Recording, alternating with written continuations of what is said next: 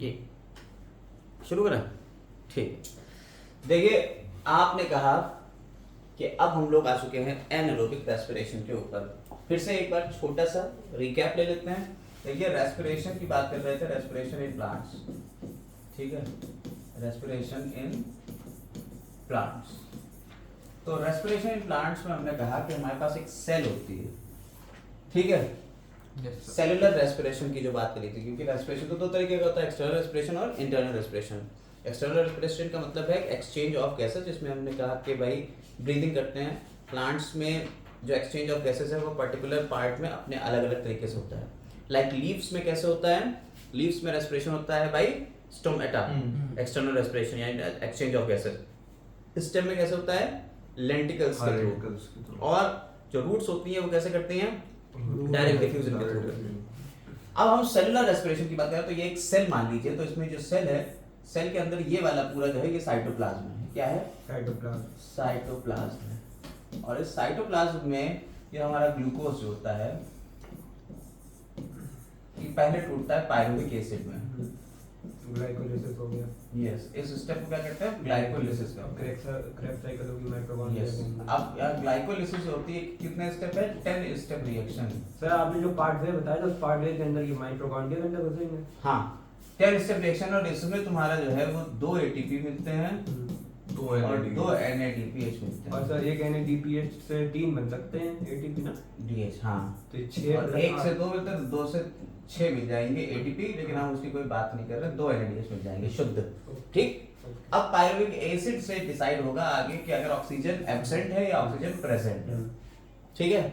हम एब्सेंट की कंडीशन यहाँ पे लेके चल रहे हैं। प्रेजेंट की कंडीशन में तो ये माइटोकॉन्ड्रिया के अंदर जाता है और एरोबिक रेस्पिरेशन करता है, लेकिन अब हम कौन सी कंडीशन लेके चल रहे हैं, फर्मेंटेशन की, एब्सेंट की, ठीक है। If oxygen is absent, clear, दो जगह जाएगी। अगर ऑक्सीजन एब्सेंट है तो हम ये डिसाइड करेगा ये कि ये कौन सी सेल्स के अंदर, मसल सेल होगी। अगर ये मसल सेल में है, लैक्टिक फॉर्मेशन करेगी। यस, मसल सेल के अंदर है तो लैक्टिक एसिड बनेगा। और सर दूसरे में होगी तो इथेनॉल। यस, दूसरा क्या? और दूसरी है ईस्ट सेल। ईस्ट सेल में इथेनॉल, एथाइल अल्कोहल। यस, जिसे हम एथाइल अल्कोहल कहते हैं, C2H5OH, और कार्बन डाइऑक्साइड साथ में निकलेगा, अल्कोहल होता है। ठीक है। इथेनॉल इथेनॉल कहेंगे इसे, बिल्कुल एथ है ये, मैं एथेनॉल कहेंगे, एथाइल अल्कोहल है, ठीक है, कोई दिक्कत नहीं।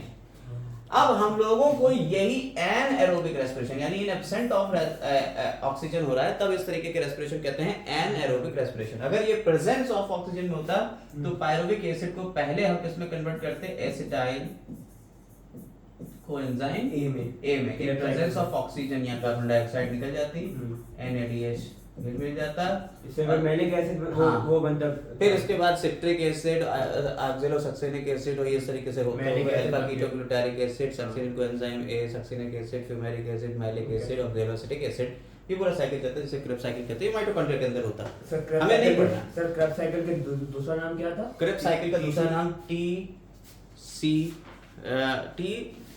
Try carboxylic acid, TCA cycle, ठीक है, सिट्रिक साइकिल और सिट्रिक एसिड साइकिल कहते हैं इसे। अब हम लोग बात करने जा रहे हैं एन एरोबिक रेस्पिरेशन की। हमारा फोकस किसके ऊपर है, एन एरोबिक रेस्पिरेशन, ठीक। यहाँ पे हम लोग अगर आगे चलते हैं तो हमें ATP FATP और मिलते हैं माइटोकॉन्ड्रिया के अंदर, हम उसकी कोई बात नहीं कर रहे। 36 मिलते हैं। यहाँ NADH है, ये कन्वर्ट होगा ही नहीं एन एरोबिक रेस्पिरेशन में, सिर्फ आपको यही 2 ATP मिलेंगे। कोई अगर पूछे कि एन एरोबिक रेस्पिरेशन में कितने ATP मिलते हैं, तो 2 मिलते हैं। और एरोबिक में मिल जाते हैं 38 और 36, आप 38 ही याद रखेंगे। दूसरी बात आपने कहा कि ग्लाइकोलिसिस जो है ये कॉमन स्टेप है for both aerobic and anaerobic respiration, clear है। यानी एरोबिक रेस्पिरेशन हो चाहे एन एरोबिक रेस्पिरेशन हो, ग्लाइकोलिसिस तो होना ही होना है, यानी ग्लूकोज से पायरुविक एसिड तो कन्वर्ट होना ही होना है। एक ग्लूकोज से कितने पायरुविक एसिड बनते हैं, 2 पायरुविक एसिड बनते हैं। एक पायरुविक एसिड कितने कार्बन का है, 3 कार्बन का कंपाउंड है, क्लियर। एसिटाइल कोएंजाइम में ये 2 कार्बन कंपाउंड है। ऑक्सैलोएसिटिक एसिड 4 कार्बन कंपाउंड होता है, तब मिलके ये सिट्रिक एसिड बनाता है, जैसे जो कि 6 कार्बन का कंपाउंड, क्लियर। ओके, कोई दिक्कत इसमें नहीं सर, नहीं। हम उधर की कोई बात ही नहीं, हम इधर पे आ गए। तो हमारा जो ये वाला है इसके ऊपर हम फोकस करने जा रहे हैं। आइए देखते हैं कि कैसे क्या चीजें होती है। देखिए एनारोबिक रेस्पिरेशन और फर्मेंटेशन लगभग एक ही चीज है। अगर सेल के अंदर हो रहा है तो इसे फर्मेंटेशन कह रहे हैं, बाहर हो रहा है तो इस तरीके की चीजें जान लीजिए। तो आपने कहा इंट्रामोलिकुलर रेस्पिरेशन है, anaerobic respiration is also called intramolecular respiration. Point पकड़िए पहला कि एनारोबिक रेस्पिरेशन को क्या कहते हैं हम, इंट्रामोलिकुलर रेस्पिरेशन भी कहते हैं। ठीक है, और ये सिनोनिमस है, यानी सिनोनिम है फर्मेंटेशन का। ठीक है, एक ही चीज है लगभग। यार कार्बोहाइड्रेट्स आर डिग्रेडेड इनटू 2 और more simple molecules by the process not required molecular oxygen. जब हमें ऑक्सीजन की रिक्वायरमेंट नहीं होती है तब ये टूटेगा सिंपल कंपाउंड में। एनारोबिक रेस्पिरेशन जो है इसमें कार्बन स्केलेटन जो होता है वो never completely release carbon dioxide. जैसे कि आपने कहा कि एरोबिक रेस्पिरेशन में हम करते थे आपने एरोबिक रेस्पिरेशन में करा था C6H12O6 प्लस 6O2, इससे निकलती थी 6CO2 और 6H2O और साथ में आपको एनर्जी मिल रही थी। ये एरोबिक रेस्पिरेशन की बात थी, एनर्जी मिल रही थी। आपने कहा ये जितना भी ग्लूकोज था ना, ये 6 के 6 कार्बन डाइऑक्साइड में कन्वर्ट हो जाते थे, पूरा का पूरा दहन हो जाता था, पूरा का पूरा रेस्पिरेशन हो जाता, खत्म हो जाता था। लेकिन जब एनारोबिक रेस्पिरेशन हो रहा है तो फुल्ली जो कार्बन का स्केलेटन है वो पूरा का पूरा कभी भी CO2 पूरी नहीं निकालेगा, यानी पूरा CO2 में कन्वर्ट नहीं होगा, सिंपल फॉर्म में नहीं जाएगा। यानी कहीं ना कहीं, हाँ जैसे लैक्टिक एसिड बना दिया, इथाइल अल्कोहल बना दिया, तो अल्कोहल इथाइल फॉर्म यानी 2 कार्बन को जोड़ दिया ना, सिंगल कार्बन में उसने छोड़ा ही नहीं। समझ में आ गई बात या नहीं? इस पॉइंट को पकड़ लिया। तो एनारोबिक रेस्पिरेशन में कभी ये सिंगल तरफ नहीं जाएगा। And in some it may not appear at all, और कुछ में तो ये दिखता भी नहीं है। It is not require mitochondria and is completed in cytoplasm. ये पॉइंट पकड़िए, ये आपको पकड़ना है कि इसमें माइटोकॉन्ड्रिया की कोई रिक्वायरमेंट नहीं थी। अभी हमने जैसा कि आपको बताया ये साइटोप्लाज्म के अंदर ही होगा। यानी एरोबिक रेस्पिरेशन में साइटोप्लाज्म माइटोकॉन्ड्रिया दोनों चाहिए होते हैं, एनारोबिक रेस्पिरेशन फुल्ली साइटोप्लाज्म के अंदर होगा। That is all enzymes of anaerobic respiration are present in cytoplasm. तो ये पॉइंट आपने पकड़ लिया कि एनारोबिक रेस्पिरेशन के जितने भी एंजाइम होंगे वो सारे के सारे कहां मिलेंगे आपको? साइटोप्लाज्म में मिलेंगे। The reason for believing that 2 processes fermentation and anaerobic respirations are identical, ये आइडेंटिकल हैं, एक ही से हैं। इसका रीजन क्या है? पहला है हेक्सोज शुगर, जो कि आपको पता है ग्लूकोज होती है या रेस्पिरेटरी सबस्ट्रेट होती है दोनों में, चाहे फर्मेंटेशन हो रहा हो चाहे एनारोबिक रेस्पिरेशन हो रहा हो। दूसरी बात, द प्रिंसिपल एंड प्रोडक्ट जो है दोनों का लगभग सेम होता है। ठीक है, the wide spread occurrence probably universal enzyme zymase, ये आपको दोनों में मिलेगा। ठीक है, in all the tissue of higher plant सब में मिलेगा zymase. Pyruvic acid and acetaldehyde are formed intermediates in both process, दोनों में मिलेंगे। ठीक, और inorganic phosphate enhances the rate of sugar breakdown in both. तो ये बात पकड़ में आ गई कि दोनों के दोनों एक से हैं, आइडेंटिकल हैं, दोनों बातें एक ही हैं, चाहे एरोबिक कहो चाहे फर्मेंटेशन कहो, क्योंकि ये सब में एक हो रहा है। आगे बात करते हैं, कह रहे हैं although anaerobic respiration and fermentation biochemically speaking identical but by convention the first anaerobic respiration take place in microorganism. पकड़िए इस बात को, एनारोबिक रेस्पिरेशन कहां हो रहा है? Micro organism like east, bacteria में हो रहा है and is usually called fermentation. समझ में आई बात या नहीं? यानी कि एनारोबिक रेस्पिरेशन जो हो रहा है किसके अंदर? माइक्रो ऑर्गेनिजम्स के अंदर जो हो रहा है उसे हम क्या कह देना है? फर्मेंटेशन कहते हैं। Also fermentation is usually mentioned anaerobic respiration with effervescence. ठीक है, as in many cases fermentation take place in substrate in solution from carbon dioxide is released as bubbles। Bubble की फॉर्म में कार्बन डाइऑक्साइड निकलेगी जहां भी हो रहा होगा, जिस वेसल में हो रहा होगा उसमें ये बुदबुदाहट होगी। Also anaerobic respiration take place inside the cells but fermentation may take place outside the cell due to extracellular enzyme। Cytoplasm. ठीक है, आप समझ सकते हैं कि anaerobic respiration take place inside the cell. Anaerobic respiration कहां हो रहा है? सेल के अंदर हो रहा है, लेकिन फर्मेंटेशन कहां हो रहा है? आउटसाइड द सेल हो रहा है। ये कहां पे होता है? सेल के बाहर होता है। जाइमेज एंजाइम कहीं भी लगा दीजिए आप, सेल के बाहर होने लगेगा। उसे फर्मेंटेशन कहते हैं। अच्छा होता सेम है। आप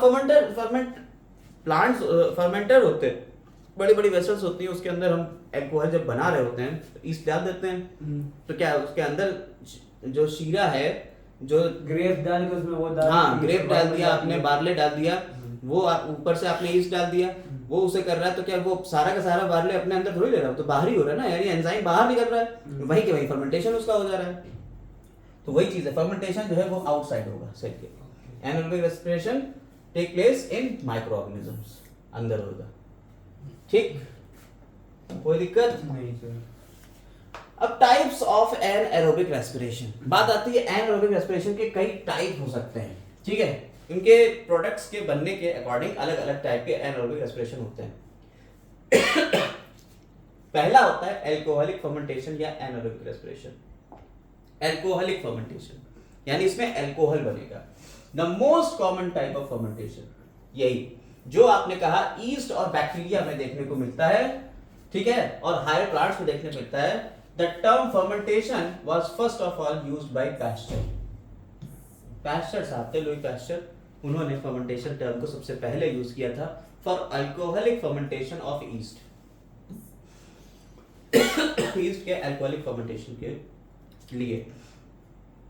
बुकनर एक साइंटिस्ट थे जिन्होंने जाइमेज एंजाइम, एक कॉम्प्लेक्स एंजाइम है ईस्ट का, उन्होंने कहा एक्सट्रैक्ट किया जाइमेज एंजाइम ईस्ट से, which fermented sugars in absence of living cells. यानी उन्होंने ईस्ट लिया, ईस्ट की सेल से उन्होंने जाइमेज एंजाइम निकाला, और सिंपल जो वो था गन्ने का जूस, उसमें उन्होंने जाइमेज एंजाइम डाल दिया, ईस्ट सेल नहीं डाली, जाइमेज एंजाइम डाल दिया, और जाइमेज एंजाइम ने भी फर्मेंटेशन करके दिखा दिया, उसको अल्कोहल बना दिया। तो उन्होंने कह दिया कि साहब देखिए ईस्ट की सेल नहीं है, खाली लिविंग ऑर्गेनिज्म नहीं, कुछ ऐसे केमिकल्स हैं जिनकी वजह से ये काम हो रहा है, उसमें उन्होंने वो केमिकल का नाम रख दिया एंजाइम जाइमेज। जो ईस्ट के अंदर से पहला एंजाइम जो निकला वो जाइमेज ही था। समझ में आई बात या नहीं? बुकनर साहब ने ये काम करके दिखाया था ईस्ट से। Fermentation take place in the solution of large number of sugars, ठीक है, जैसे आपकी फ्रक्टोज हो गई, गैलेक्टोज हो गई, मैनोज हो गई, डाइसैकेराइड जो है वो कन्वर्ट हो जाती हैं मोनोसैकेराइड में। ठीक, एक बहुत बड़ी बात जो आप बायोमोलिक्यूल माइक्रो ऑर्गेनिज्म वाला जो चैप्टर है माइक्रोब्स इन ह्यूमन वेलफेयर, उसमें जब आप पढ़ते हो अल्कोहल बनाने वाला प्रोसेस, तो उसमें हमने भी आपको बताया लिखा हुआ है कि हाँ ब्रूअर्स या बेकर्स सैक्रोमाइसीस सेरेविसे, उसमें जो है जो ईस्ट होता है ये अल्कोहल जब बनाता है, तो अल्कोहल जब बना रहा होता है, तो अगर अल्कोहल की परसेंटेज 9 से 18% तक अल्कोहल हो गया है उस वेसल, जिस वेसल में मान लो ये कोई वेसल थी, इसके अंदर हमारा वो पड़ा हुआ था, जो भी मान लो बार्ले पड़ा था, जौ पड़ा था, जो कुछ भी था वो यहाँ पड़ा हुआ था, उसमें हमने ईस्ट डाल दिया। हमने क्या डाल दिया? ईस्ट डाल दिया। ये ईस्ट जो था इसने यहाँ पे ग्रो करा, और इस जो बार्ले था इसके जो शीरा था उसको क्या कन्वर्ट कर दिया उसमें अल्कोहल में। तो 1% अल्कोहल बनी, 2% अल्कोहल बनी, 3% बनी, बढ़ते बढ़ते बढ़ते बढ़ते जब वो 9 से 18% के बीच में आ गए, हाँ, जब इतनी अल्कोहल का कंटेंट इसमें हो गया, ये ईस्ट अपने आप ही मर जाएगा, ये इससे ज्यादा जिंदा ही नहीं रह सकता इससे ज्यादा अल्कोहल में। समझ में आई बात या नहीं? समझ में आ गई ये बात या नहीं? ठीक है, yeast cell are killed and enzyme zymase is not form and the fermentation stops.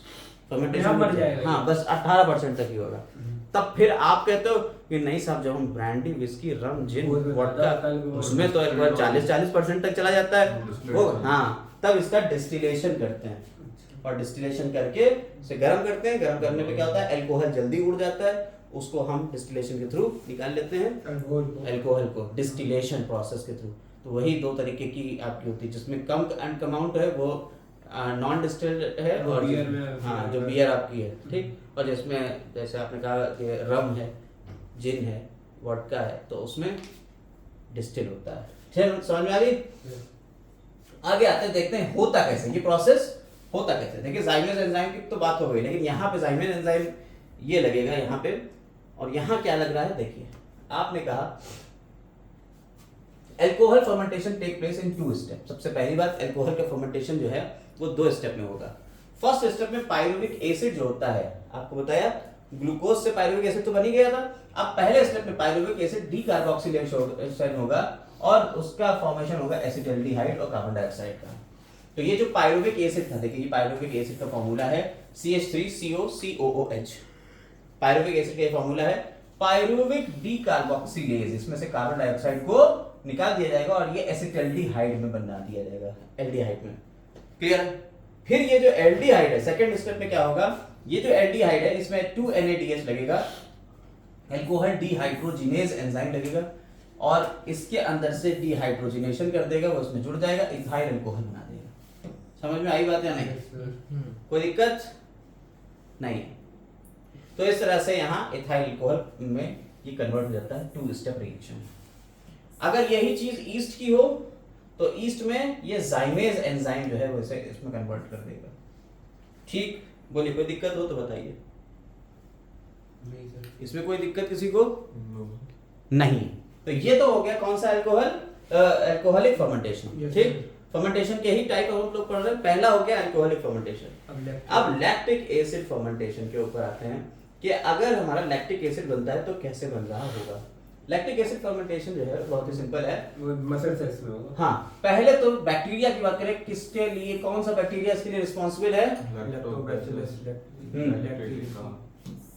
लैक्टिसी लैक्टी लैक्टिसी हाँ, होमो फर्मेंटिव लैक्टिक एसिड बैक्टीरिया। ठीक? इसका नाम है लैक्टोबैसिलस। आप नॉर्मली लैक्टोबैसिलस याद करो, बाकी छोड़ो। लैक्टिसी। ये जो पायरुविक एसिड है इसमें NADH जुड़ेगा और लैक्टिक एसिड बन जाएगा। ठीक है? तो बैक्टीरिया जो है वो NADH दे रहा है, उसका नाम क्या है? लैक्टोबैसिलस है, और वो इसमें इसको लैक्टिक एसिड में कन्वर्ट करा दे रहा है। NADH को NAD में कर देगा। हाँ, और इधर से हाइड्रोजन इसमें जोड़ देगा, उधर हो गया। सिंपल। Yes sir. अब ये दोनों एक साथ बन सकते हैं, लैक्टिक एसिड और इथाइल अल्कोहल दोनों एक साथ बन सकते हैं अगर लैक्टिक एसिड बैक्टीरिया कोई स्पेशल टाइप का दूसरा लगा। एक्टो फर्मेंटेशन। हाँ, तो यहाँ पे पायरुविक एसिड डायरेक्ट कन्वर्ट हो जाएगा लैक्टिक एसिड, इथाइल अल्कोहल और कार्बन डाइऑक्साइड में। ये भी हो सकता है। ये भी सब होता हाँ, है। ये तीसरे टाइप का है फर्मेंटेशन। चौथे टाइप का है एसिटिक एसिड फर्मेंटेशन, यानी फर्मेंटेशन से क्या बन जाएगा? एसिटिक एसिड बनेगा। ठीक है? एल्डिहाइड। हाँ, आइए एसिटिक एसिड बना लेते हैं। देखिए बहुत ही सिंपल है। पायरुविक एसिड था, इसमें एसिटोबैक्टर एसिटाई, बैक्टीरिया का नाम क्या है? Acetobacter aceti. इसके साथ इस बैक्टीरिया की प्रेजेंस में अगर हम पायरुविक एसिड को डिग्रेड कराएंगे तो पहले ये एसिटाल्डिहाइड में, फिर एसिटाल्डिहाइड एसिटिक एसिड में कन्वर्ट हो जाएगा और कार्बन डाइऑक्साइड तो उधर निकल ही गई। बोलो, कोई दिक्कत नहीं सर। ठीक है? याद करना है, सीधे सीधे याद करना है आपको, कौन सा बैक्टीरिया कर रहा है, क्या कर रहा है, ये आपको याद होना चाहिए। आगे देखिए अगला, ब्यूटायरिक एसिड फर्मेंटेशन। अगला है butyric acid fermentation. Clostridium butylicum नाम आपने सुना है, अभी आप पढ़ेंगे माइक्रोब्स इन ह्यूमन वेलफेयर, उसमें आप पढ़ेंगे। बैसिलस ब्यूटाइरिकस, ये दो ऐसे एनाएरोबिक बैक्टीरिया है। कैसे हैं ये? एनाएरोबिक बैक्टीरिया। देखिए जितना भी फर्मेंटेशन हो रहा है वो एनाएरोबिकली ही हो रहा है, ऑक्सीजन की एब्सेंस में ही हो रहा है। तो ये एनाएरोबिक बैक्टीरिया ही है सारे। ये सब बॉटुलिज्म करता है क्लॉस्ट्रीडियम। वो क्लॉस्ट्रीडियम बॉटुलिनम जो है वो बॉटुलिज्म ये ब्यूटाइलिकम है। आप जरा ध्यान से देखिए, ये ब्यूटाइलिकम है, वो क्लॉस्ट्रीडियम बॉटुलिनम है। ठीक है? ये पायरुविक एसिड को पहले एसिटेट में कन्वर्ट करेगा, एसिटो एसिटिक एसिड जो है वो ब्यूटायरिक एसिड में कन्वर्ट हो जाएगा। ठीक? Yes sir. अब यहाँ पे आपको कुछ डिफरेंसेस दिए हुए हैं एरोबिक, एनारोबिक और फर्मेंटेशन के। अब चाहिए तो खुद से पढ़ लीजिए कि हम एरोबिक रेस्पिरेशन और एनारोबिक रेस्पिरेशन को तो पूरा समझ ही चुके हैं, लेकिन एनारोबिक रेस्पिरेशन और फर्मेंटेशन में क्या डिफरेंस है आप इसे देख सकते हैं। हम 2 मिनट रुक जाएंगे, अपने आप पढ़ लीजिए इसको। ठीक? पढ़ लीजिए, समझ लीजिए, फिर आगे बढ़े। आपको भी लोग इसके आगे बढ़ते हैं। चलो, सबस्ट्रेट आपको बता चुके थे कि 2 तरीके के सबस्ट्रेट होते हैं, फैट्स, प्रोटीन्स और कार्ब्स। कार्बोहाइड्रेट अगर होगा या फैट होगा तो उस तरीके के रेस्पिरेशन को कहते हैं पूरा। अरे किस उस तरीके के रेस्पिरेशन को क्या कहते हैं? फ्लोटिंग और फ्लोटिंग। और अगर यहाँ प्रोटीन हो रहा है तो उसे प्रोटोप्लाज्मिक प्रोटोप्लाज्मिक कहते हैं। यहाँ बीटा ऑक्सीडेशन होता है और बीटा ऑक्सीडेशन के बाद रेस्टार्ट एंजाइम ए बन जाता है फैटी एसिड। ठीक है? होता तो फ्लोटिंग होता है। अब बात करते हैं रेस्पिरेटरी कोशेंट की। तो रेस्पिरेटरी कोशेंट जो होता है ये क्या होता है? आपने कितनी ऑक्सीजन को यूज किया और आपने कितनी कार्बन डाइऑक्साइड निकाली, उसका रेशियो कहलाता है रेस्पिरेटरी कोशेंट। ठीक है? रेस्पिरेटरी क्वेश्चन क्या है कि आपने कितनी ऑक्सीजन ली और कितनी कार्बन डाइऑक्साइड निकाली। एक जनरल सा हम एग्जांपल के थ्रू आपको बताएं। आपने कहा कि आपका ग्लूकोज था C6H12O6 था, आपने 6 कार्बन डाइऑक्साइड 6 ऑक्सीजन ली 6 O2 ली और 6 CO2 निकाली, ठीक है, रेस्पिरेटरी क्वेश्चन और 6 H2O। तो अब आपका रेस्पिरेटरी क्वेश्चन कितना होगा? आपने कहा 6 कार्बन डाइऑक्साइड निकाली और 6 O2 आपने ली, जो आपके O2 है नीचे आएगी, कार्बन डाइऑक्साइड ऊपर आएगी, तो कट गया, कितना आया? 1 आ गया। तो आपका रेस्पिरेटरी क्वेश्चन कितना आ गया? 1। समझ में आ गई बात या नहीं? तो ये इस तरीके से रेस्पिरेटरी क्वेश्चन हम निकालते हैं। अलग अलग चीजें हैं, हमने आपको बताया बहुत सारी चीजें रेस्पिरेशन में जाती हैं। 0.7 जैसे अब पहली चीज आती है रेस्पिरेटरी क्वेश्चन का, अलग अलग हो सकता है। जैसे इन सक्यूलेंट प्लांट्स, जरा सक्यूलेंट प्लांट्स की बात करी जाए। अगर सक्यूलेंट प्लांट्स की बात कर रहे हैं, जैसे ओपुंशिया है, हमने आपको फोटोसिंथेसिस में बताया भी था, ओपुंशिया और ये सारे जो हैं ये कैम पाथवे करते हैं, यानी कि यहाँ बहुत ही कम कार्बन डाइऑक्साइड निकलेगी। जब कार्बन डाइऑक्साइड निकलेगी ही नहीं तो ऊपर हो जाएगा 0 और नीचे कोई भी चीज होगी, तो समथिंग 0 अपॉन एवरीथिंग इज 0, यहाँ 0 हो जाता है। तो आप सक्यूलेंट प्लांट की बात कर लेते हैं, जैसे ब्रायोफिलम ओपुंशिया, इसमें इनकम्प्लीट ऑक्सीडेशन होता है कार्बोहाइड्रेट्स का और no carbon dioxide is produced. तो इस वजह से यहाँ पे रेस्पिरेटरी क्वेश्चन क्या हो गया? 0 हो गया। तो रेस्पिरेटरी क्वेश्चन की वैल्यू 0 हो सकती है और 0 से इनफाइनाइट तक जा सकती है। रेस्पिरेटरी क्वेश्चन 0 से इनफाइनाइट तक हो सकता है। अभी इसको हम लोग पूरा देखने जा रहे हैं। देखिए दूसरा चीज आप जरा यहाँ पे देखिए क्या होता है। When carbohydrates are completely oxidized, respiratory quotient is 1 unit होता है। हमने आपको बताया जब कंप्लीट ऑक्सीडेशन होगा, जैसे कि अभी हमने आपको एक इक्वेशन लिख के दिखाई थी, 6 कार्बन डाइऑक्साइड थे और 6 ही ऑक्सीजन, बिल्कुल बैलेंस होगी जब बैलेंस है, हाँ, तो वहां पे 1 हो जाएगा। और अगर फैट्स और प्रोटीन की बात करी जा रही है तो इसका रेशियो जो है ये 0 से 0.5 से 0.9 तक जा सकता है। और अगर ऑर्गेनिक एसिड्स की बात करी जाती है लाइक मैलिक एसिड, तो इसके जो है मोर देन यूनिटी हो सकता है, 1 से ज्यादा भी हो सकता है, यानी 1.3 से 4 तक भी जा सकता है। ये सख्ता वाली कंडीशंस है। अभी एग्जैक्ट वैल्यूज आपको दिखाने हम जा रहे हैं, आइए देखते हैं। सबसे पहले when carbohydrates are respiratory substrate, अगर कार्बोहाइड्रेट्स को लिया जा रहा है तब क्या होगा, ठीक है। अब ये कहां पे होगा? जैसे जर्मिनेटिंग व्हीट हो गया, ओट हो गया, बार्ले हो गया, पैडी हो गया, ग्रेन्स हो गया, ग्रीन लीव्स हो गए, ठीक है, डार्क केप्ट इन डार्क और ट्यूबर्स, राइजोम्स, ये सारी चीजें जब इन्हें हम अंधेरे में रखेंगे तो यहाँ पे कार्बोहाइड्रेट आपका ग्लूकोज लिया गया और ग्लूकोज के लिए इसकी वैल्यू कितनी आ गई? 1 आ गई। आप इक्वेशन देख सकते हो यहाँ से 6 लिया गया है, ये 6O2 और 6CO2 की जरूरत पड़ गई, तो दोनों को ऊपर नीचे रखेंगे तो 1 आ जाएगा, ठीक है। ये कब होगा?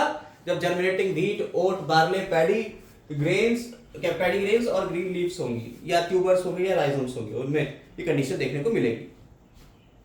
अगली है जब फैट्स को रेस्पिरेटरी सबस्ट्रेट की जगह रखा जाता है, जैसे जर्मिनेटिंग कैस्टर, मस्टर्ड, लिनसीड, तिल सीड, ठीक है। आप इसमें देखिए अगर इनको लिया जा रहा है तब क्या होगा? यहाँ पे 2 तरीके के एसिड हो सकते हैं, स्टेरिक एसिड और ट्राइपामेटिन। स्टेरिक एसिड और ट्राइपामेटिन। अगर स्टेरिक एसिड होता है तो यहाँ 26 ऑक्सीजन ली जा रही हैं और 18 कार्बन डाइऑक्साइड बन रही है। देखिए 26 ऑक्सीजन लेके 18 कार्बन डाइऑक्साइड बना रहे हैं, कितना आया? 0.7, लेस देन यूनिटी है। लेकिन जब इसकी बात करी जाए ट्राइपामेटिन की, तब यहाँ 145 ऑक्सीजन ले रहे हैं, 102 कार्बन डाइऑक्साइड निकल रही है, तो 145 नीचे और 102 ऊपर, ठीक है, तब भी 0.7 आया, लेस देन यूनिटी आया, ठीक है। समझ में आ गई बात? यहां तक कोई दिक्कत नहीं सर? नहीं। अब बात करते हैं when proteins are respiratory substrate, जैसे जर्मिनेटिंग ग्राम हो गया, बीन हो गया, ठीक है, मस्टर्ड सीड हो गया। अगर प्रोटीन है रेस्पिरेटरी सबस्ट्रेट तो वैल्यू रेस्पिरेटरी की कितनी हो गई? 0.5 से 0.9 तक रहती है, ठीक है, ये याद करने वाली बात है। अगर प्रोटीन है तो 0.5 से 0.9 रहती है। एनसीईआरटी में भी वैल्यूज दी हुई हैं, अभी हम एनसीईआरटी दिखा देंगे। When organic acids are respiratory, organic acids को हम अगर रेस्पिरेटरी सबस्ट्रेट की तरह लेते हैं, जैसे मैलिक एसिड हो गया, मैलिक एसिड के लिए देखिए 3 ऑक्सीजन ली और 4 कार्बन डाइऑक्साइड, कितना आया? 1.33, मोर देन 1 आ गया। ऑक्सैलिक एसिड 1 ऑक्सीजन ली और 4 कार्बन डाइऑक्साइड निकली, कितना आ गया? 4। भाई साहब ये क्वेश्चन पूछा गया, 4 किसका होता है? ऑक्सैलिक एसिड का, ठीक है, ऑक्सैलिक एसिड का कितना हो गया? 4 4 हो गया। मैलिक एसिड का कितना हो गया? 1.33 हो गया। क्लियर है? चीजें समझते रहिएगा, फिर आप इससे चूक जाएंगे अगर यहाँ पे भूल गए तो जरा सा भी। When there are incomplete oxidation of carbohydrates, carbohydrate का इनकम्प्लीट ऑक्सीडेशन हो रहा है, जैसे 3 ऑक्सीजन, हाँ, और आपने यहाँ पे ये बन गया, यानी कि कार्बन डाइऑक्साइड तो बनी ही नहीं, यस सर, ऑक्सीजन बनी लेकिन कार्बन डाइऑक्साइड नहीं बनी, तब क्या हो जाएगा? जीरो हो जाएगा। ठीक है, जैसे ब्रायोफिल्म हो गया, ओपुंजिया हो गया, इसमें अभी हम ऊपर ही बात कर चुके थे। अब अगर एनएरोबिक रेस्पिरेशन हो रहा है, रेस्पिरेशन कैसा हो रहा है? एनएरोबिक रेस्पिरेशन हो रहा है। तो अगर एनएरोबिक रेस्पिरेशन होता है तो उसमें क्या होता है? ऑक्सीजन तो लगती नहीं है, कार्बन डाइऑक्साइड बन जाती है। ऑक्सीजन जब लगी नहीं, नीचे आ गया, जीरो, ऊपर है, तो ये कितना हो जाएगा? इन्फिनिटी, यानी जीरो से लेकर इन्फिनिटी तक कई वैल्यूज इसकी हो सकती है रेस्पिरेटरी क्वेश्चन की। बोलो, कोई दिक्कत नो सर, नहीं है। आइए एनसीईआरटी में जरा देख ले रेस्पिरेटरी क्वेश्चन, तो बाकी इससे पहले वाला टॉपिक जो भी हमने पढ़ाया फर्मेंटेशन। देखिए यहाँ फर्मेंटेशन के बारे में एनसीईआरटी क्या कह रहा है, एनसीईआरटी में थोड़ा सा देख लेते हैं। आपने कहा कि ये क्या है? ये ईस्ट में हो रहा है फर्मेंटेशन, से ईस्ट, जैसे इन्होंने एग्जांपल लेके कहा इनकम्प्लीट ऑक्सीडेशन है। सबसे पहली बात तो फर्मेंटेशन या एनारोबिक रेस्पिरेशन इनकम्प्लीट होता है, ऑक्सीडेशन पूरा नहीं होता है, ये इनकम्प्लीट ऑक्सीडेशन होता है। ठीक, ये आपने क्या कहा, ये अलग अलग तरीके से होता है। जैसे इन्होंने कहा कार्बन डाइऑक्साइड और एथेनॉल बन जाता है, ठीक है, पायरुविक एसिड जो है कन्वर्ट हो जाता है कार्बन डाइऑक्साइड और एथेनॉल में। एंजाइम यहाँ पे जो अलग अलग होते हैं, वो पायरुविक एसिड को पहले जो डीकार्बोक्सिलेज एंजाइम है, यानी इसमें कार्बन डाइऑक्साइड निकालेगा, और फिर अल्कोहल डिहाइड्रोजिनेज एंजाइम है, जैसे कि हमने आपको यहाँ पे दिखाया है। आप अगर इसको गौर से देखिए तो अल्कोहल फर्मेंटेशन जब हम लोगों ने पढ़ा था, तो अल्कोहल फर्मेंटेशन में यही तो बात हुई थी, पहले डीकार्बोक्सिलेज फिर डिहाइड्रोजिनेज, ये पहले डीकार्बोक्सिलेज एंजाइम लगा था, फिर अल्कोहल डिहाइड्रोजिनेज एंजाइम लगा था। देखिए वही बात एनसीईआरटी वाली यहाँ पे थोड़ा सा खुल के पहले बता दी गई है आपको, आप इसलिए पहले वाले से नोट्स पूरे बना लीजिएगा, ठीक है। अब यहाँ पे आते हैं, ये लैक्टिक एसिड अगर प्रोड्यूस हो रहा है तो मसल्स में होता है lactic acid produce, animal cells में, मसल्स में एक्सरसाइज के टाइम पे लैक्टिक एसिड बनता है, जब वहाँ एनारोबिक रेस्पिरेशन होने लगता है तब। बोथ लैक्टिक एसिड और अल्कोहल फर्मेंटेशन जो है वो नॉट मच एनर्जी रिलीज, इसमें एनर्जी तो रिलीज होगी नहीं। यहाँ पे अगर आप देखिए तो यहाँ पे जो यहाँ बन रहा है, यहाँ यूटिलाइज हो रहा है, तो वो बैलेंस कर लेते हैं, ठीक है। ऐसे ही यहाँ पे भी यूटिलाइज हो जा रहा है, वो बैलेंस कर लिया है। तो NADH, ये सोचेगा कि NADH आपको मिल रहा है, वो तो खत्म हो जा रहा है, ठीक है। देखो अब क्या हो रहा है, कह रहे हैं लेकिन क्या है, also the process are hazardous, either alcohol or either acid or alcohol produced, hazardous है, नुकसानदेह आपको होगी यह प्रोसेस, ठीक है। अब अगर आप यहाँ पे और से देखिए, जो एक पाथवे दिखाया गया है इन्होंने यहाँ पे, इस पाथवे को आप ध्यान से देख लीजिए, समझ में आ जाएगा। आपने देखिए ग्लूकोज को पायरुविक एसिड में कन्वर्ट किया था, ये पूरा स्टेप क्या था, इसे कहते हैं ग्लाइकोलिसिस। इसे क्या कहते हैं? ग्लाइकोलिसिस। इसको आप पढ़ के आए हैं पिछले वाले 2 लेक्चर्स में। ग्लाइकोलिसिस में आपने NADH बनाया था, ये भी आपको पता है, और यहाँ से फॉस्फोग्लिसरेट से और एल्डिहाइड से एसिड में जब कन्वर्ट हुआ था तो आपका ये बना था।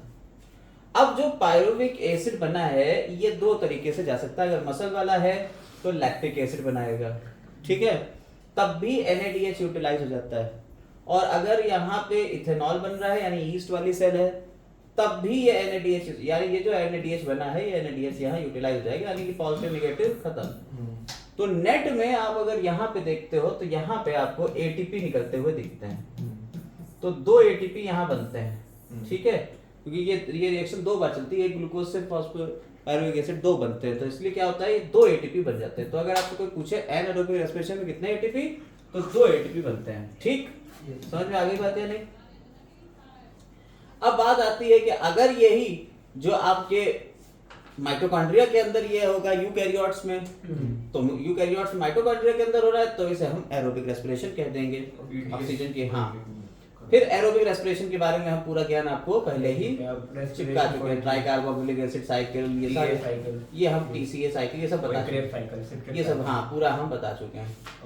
अब इलेक्ट्रॉन ट्रांसपोर्ट सिस्टम भी आपको पूरा पिछली वीडियो में हो गया है। पढ़ा चुके हैं। रेस्पिरेशन कोएफिशिएंट रेस्पिरेटरी कोएफिशिएंट में भी हो गया। कुछ ज्यादा नहीं बताना है हमें, बस सीधी सीधी बातें करना है यहाँ पर। देखिए रेस्पिरेटरी कोएफिशिएंट की सबसे पहले तो डेफिनेशन आप लोग समझ लीजिए, द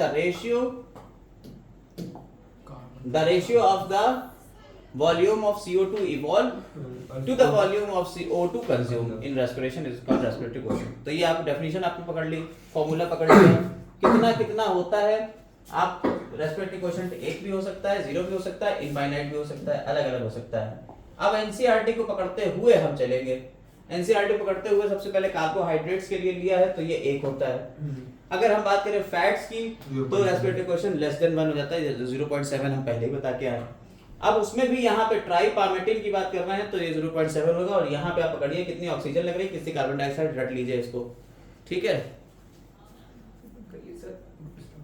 ध्यान से देखिएगा।